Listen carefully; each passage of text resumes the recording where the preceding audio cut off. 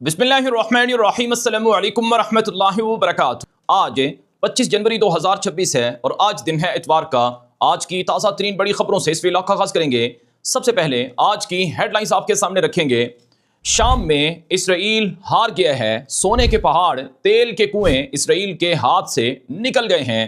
तुर्क सदर रजब Tayyip Erdogan और सऊदी वली अहद मोहम्मद बिन सलमान ने इसराइल को घेरना शुरू कर दिया है और शदीद जंग तुर्की, सऊदी अरब और इसराइल के दरमियान कई महाजों पर शुरू हो चुकी है।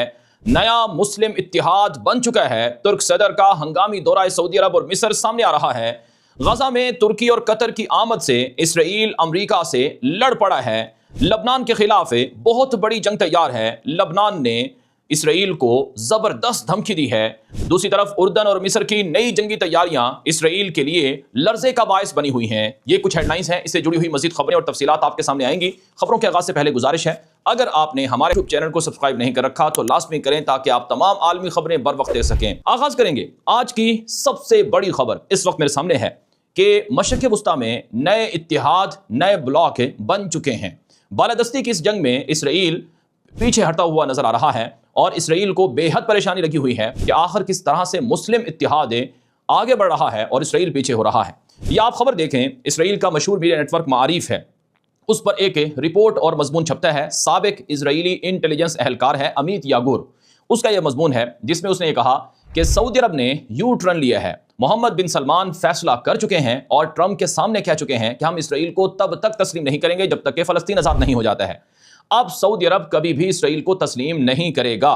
खित्ते में दो ब्लॉक बन चुके हैं, एक इसराइल का, यूनान का, साइप्रस यानी कब्रस और यूएई का, और दूसरा तुर्की, सऊदी अरब, मिस्र, पाकिस्तान, कतर, उर्दन वगैरह का बन चुका है। ये दो ब्लॉक बालादस्ती की जंग में एक दूसरे पर सबकत लेने की कोशिश कर रहे हैं। इसराइल, सऊदी अरब, तुर्की, पाकिस्तान, मिस्र, उर्दन, कतर, इनके इत्तिहाद की भारी कीमत अदा करेगा। इसलिए इसराइल को इस ब्लॉक के खिलाफ कुछ ना कुछ करना होगा। ये इसराइली अखबार मारिफ की रिपोर्ट का खुलासा मैंने आज आपके सामने रखा है, जिससे आप अंदाजा लगा सकते हैं कि ये दो जो ब्लॉक हैं ये कैसे आपस में एक दूसरे के सामने खड़े हुए हैं।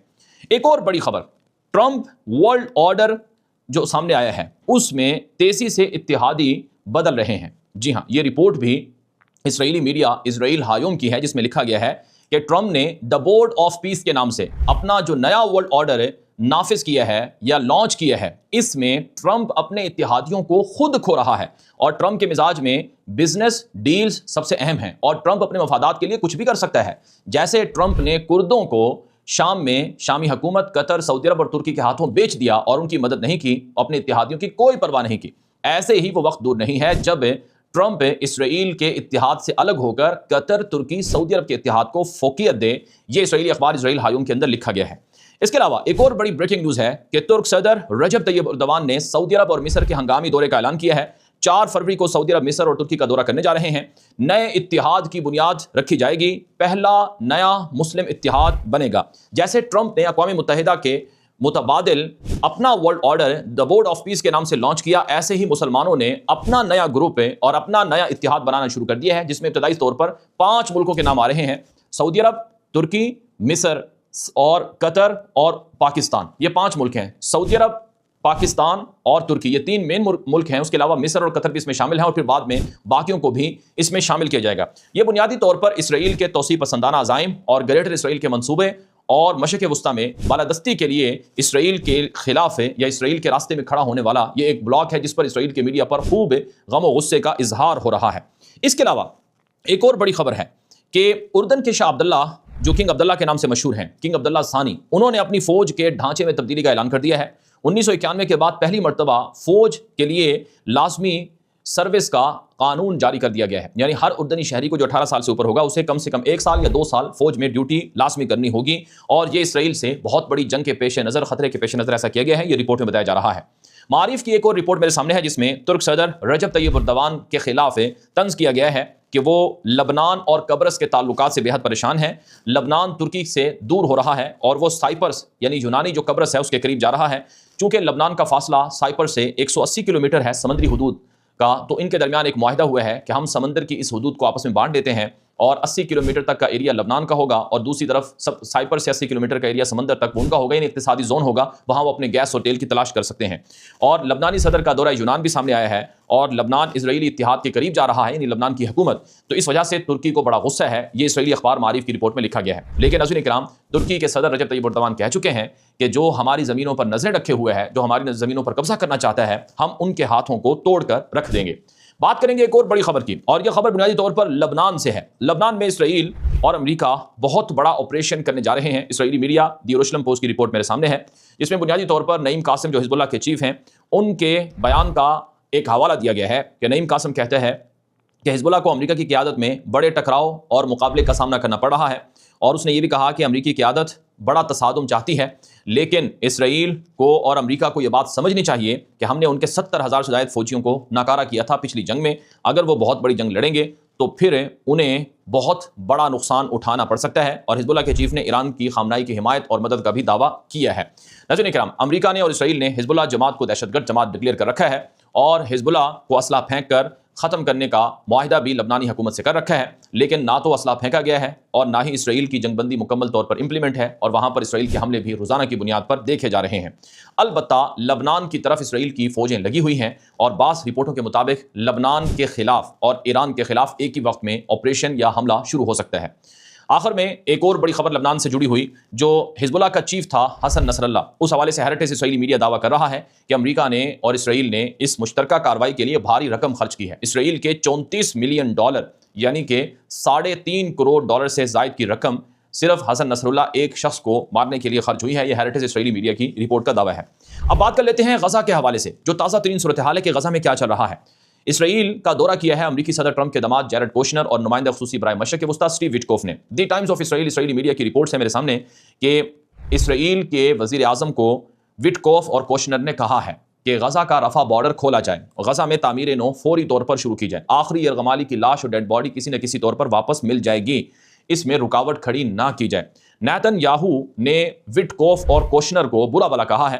اسرائیلی media the Times of Israel نے لکھا کہ وٹکوف اور کوشنر سے اسرائیل ناراض ہے اور اسرائیلی وزراء ناراض ہیں، کیونکہ انہوں نے قطر کے اور ترکی کے مفادات کو مد نظر رکھا، اور ان کی وجہ سے ٹرمپ کے بورڈ آف پیس کے اندر قطر اور ترکی کو ایگزیکٹو کمیٹی میں شامل کر لیا گیا۔ یعنی غزہ میں ترکی اور قطر کی موجودگی اسرائیل کو قبول نہیں تھی۔ کوشنر اور وٹکوف نے قطر کے ساتھ بزنس ریلیشنز اور مفادات کی وجہ سے اسرائیل کو پیچھے ڈالا، اور قطر کو آگے لایا گیا اور ترکی کو آگے لایا گیا، جس پر اسرائیل کو بڑا شدید غصہ ہے۔ اسی حوالے سے ایک اور خبر میرے سامنے ہے، ایکسیوس میڈیا سے وابستہ براک ریود ایک صحافی ہیں اسرائیلی امریکی، انہوں نے اپنی رپورٹ میں بتایا ہے کہ ٹرمپ کی جو امن بورڈ کی لانچنگ سرمنی تھی، تقریب تھی، اس میں اسرائیلی وزیر اعظم نے اسرائیلی صدر اسحاق ہرزوگ کو روکا۔ اسرائیلی صدر اسحاق ہرزوگ ڈیووس سوئٹزرلینڈ کے اندر موجود تھا، لیکن ٹرمپ کا جو بورڈ آف پیس تھا اس میں شرکت سے ہرزوگ کو نیتن یاہو نے روکا کہ تم شریک نہ ہونا۔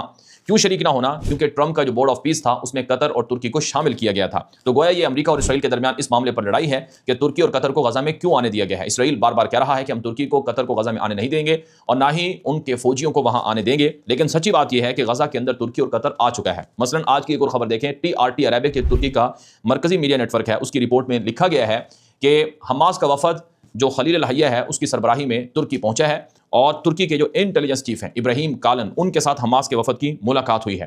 اس ملاقات میں غزہ میں جو فیز 2 ہے اور حماس کا جو اسلحہ پھینکنے کا مطالبہ امریکہ کی طرف سے ہے اس پر، اور مستقبل میں غزہ کی تعمیر نو اور غزہ کے اندر جو عبوری حکومت ہے، ٹیکنوکریٹ فلسطینی حکومت علی شاز کی، اس حوالے سے اور اسرائیلی فوج کے غزہ سے انخلاء کے حوالے سے معاملات پر بحث ہوئی ہے۔ یاد رہے ترکی اور قطر اور مصر یہ 3 ملک غزہ کے ضامن ہیں کہ جنگ دوبارہ شروع نہیں ہوگی اور اسرائیل کو وہاں سے نکلنا ہوگا، اور جیرڈ کوشنر ٹرمپ کا داماد بھی کہہ چکا ہے کہ اب ہمیں نیا غزہ تعمیر کرنا ہوگا، جس کے لیے $25 ارب کا ایک بجٹ رکھا گیا ہے اور 3 سال کا ٹائم رکھا گیا ہے، اور غزہ میں نئے گھر اور نئی تعمیرات کا منصوبہ بنایا گیا ہے۔ لیکن اسرائیلی فوجیں آج بھی غزہ کے آدھے حصے پر قابض ہیں، جب وہ وہاں سے نکلیں گی تو ہی یہ پروسیس آگے شروع ہو سکتا ہے۔ دوسری طرف غزہ کے اندر اسرائیل کی جنگ بندی خلاف ورزیاں بدستور جاری ہیں۔ TRT ترک میڈیا کے مطابق اور مڈل ایسٹ نامی مانیٹر کی رپورٹ کے مطابق خلاف ورزیوں میں مزید لوگوں کو ٹارگٹ کیا گیا ہے۔ ڈراپ سائٹ نے 4 غزہ کے لوگوں کے جاں بحق ہونے کی تصدیق کی ہے، جبکہ مڈل ایسٹ پر 3 کی فگر آ رہا ہے، اور اسرائیلی گولہ باری جاری ہے، اور سمندر کے اندر مچھلیاں پکڑنے والے غزہ کے شہریوں کو بھی نشانہ بنایا جا رہا ہے۔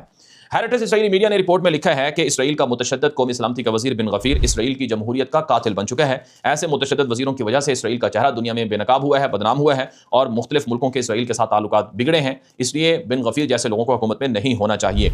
एक और बड़ी खबर हेरिटेज ने दी है कि रफा बॉर्डर को इसराइल खोलने के लिए तैयार है, लेकिन अमेरिका से डिमांड की गई है कि रफा क्रॉसिंग पॉइंट पर अमेरिका की जो प्राइवेट सिक्योरिटी कंपनी है उसको तैनात किया जाए ताकि वहां से लोगों की चेकिंग वगैरह का प्रोसेस देखा जा सके। इसके अलावा हेरिटेज की एक और रिपोर्ट है कि फ़लस्तीन के वेस्ट बैंक के इलाकों में इसराइल के हमले बदस्तूर जारी हैं। वहां पर सहयूनी आबादकार जो फ़लस्तीनी ज़मीनों पर और जायदादों पर हमला करते हैं उनको ना पकड़ा जाता है, ना उनको कंट्रोल किया जाता है और उनके हमले बहुत ज़्यादा बढ़ चुके हैं। यदीओत आहरोनोत, ये इसराइली मीडिया है, इसकी एक और रिपोर्ट मेरे सामने है जिसमें लिखा गया है कि इसराइल जंगबंदी के दौरान गजा में हमास के मुखालिफ जो मलिशिया ग्रुप हैं उनको असलहा दे रहा है, उनको फंडिंग कर रहा है और उनको ऑपरेशनल सपोर्ट फराहम कर रहा है, उनको इंटेलिजेंस खुफिया मालूमात दे रहा है ताकि ये जो मुसल्लह ग्रुप हैं, मलिशिया ग्रुप है, बागी ग्रुप है, ये हमास के खिलाफ कार्रवाई में इसराइल का साथ दे सकें।